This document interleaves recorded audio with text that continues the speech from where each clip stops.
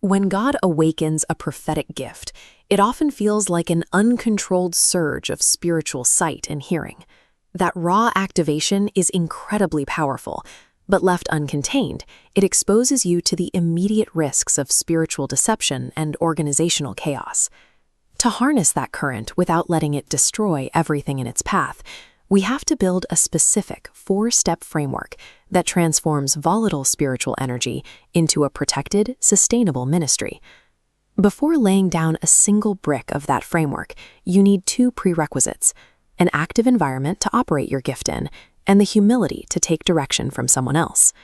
Imposing structural boundaries on your spiritual life does not kill the operation of the Holy Spirit. Instead, those rules act as a vital insurance system, ensuring the gift actually survives the long haul. Step 1 is stepping under an umbrella. You must find and submit to a designated, seasoned spiritual authority who will oversee your operation. This flowchart tracks the safe path for spiritual insight. Catching a raw revelation is one thing. Possessing the maturity to administer it safely to a congregation is another. Wisdom dictates how and when to deliver what you see, and an oversight authority provides that wisdom. Bypassing that central check creates an emergency prophet. Imagine seeing a vision of a mother during a deliverance session. Without maturity, you might immediately conclude she is a witch, actively fracturing a family. An experienced authority might review that same revelation and explain that God is actually showing you the person whose prayers have been preserving the family. Today, the digital landscape makes it dangerously easy to skip this protocol. Anyone can build a media platform online and operate entirely isolated from physical pastoral leadership. Facing these risks, you might be tempted to just shut the gift down completely out of fear. Do not do that. Deliberately quenching the Spirit can stall your spiritual operation for a decade. You don't plug the well, you filter the water. By grounding yourself under the veto power of a spiritual authority, you insulate yourself from the seductive deception of the spiritual realm, while keeping your prophetic edge sharp and active. As your gift stabilizes, the environment around it will grow. What starts organically as a small group of friends praying in a living room will eventually require an institutional framework to survive. This split screen compares the 2 paths of a growing ministry. On the left, a group relying entirely on unwritten relationships eventually degrades into chaos. On the right, we see a defined modus operandi, a strict operational method that institutionalizes the vision long after the founding members move on.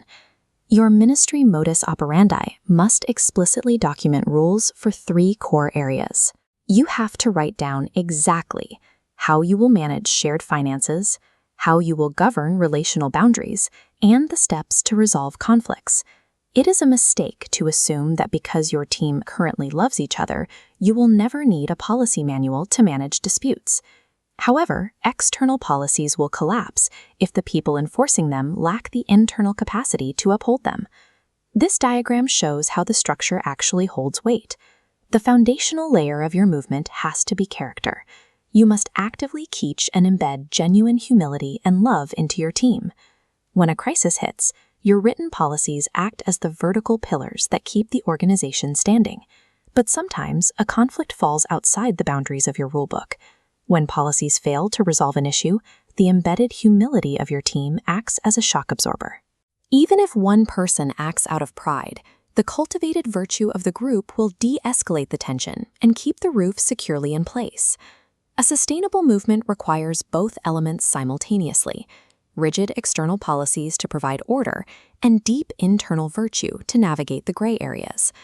Even with strong policies and good character, someone is going to get hurt. Personal offenses are mathematically inevitable in any growing group. Handling this requires a Christ-centered forgiveness protocol. The rule is absolute. Leaders must forgive the offender, regardless of whether that person ever apologizes or acts reasonably. You do not extend this grace because it is easy. You do it entirely because of the cross. Since your own massive debt of trespasses was cleared unconditionally by God, you forfeit the right to hold a grudge against another person. This graphic breaks down the standard. People often fail at this protocol because they try to force themselves to forget the offense.